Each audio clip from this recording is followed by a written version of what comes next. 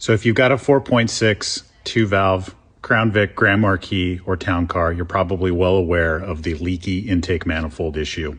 Let me show you a couple of areas that you need to check to see if your intake is indeed leaking. One of the most common areas of breakage is the heater nipple that's on the back side of the intake manifold. On all of the intakes, they are plastic, and if you look at them wrong, they break. The other really common area for leakage is that front crossover. Whether you have an aluminum crossover or a plastic crossover, they leak.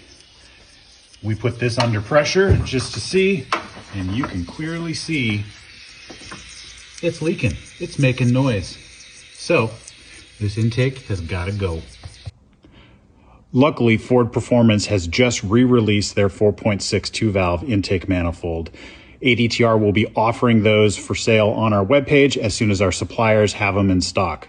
They look to be nice units. They've got a one-piece gasket that goes between the intake manifold and the cylinder head, threaded brass inserts for the coil-on plugs, and a heater nipple that's not made out of plastic.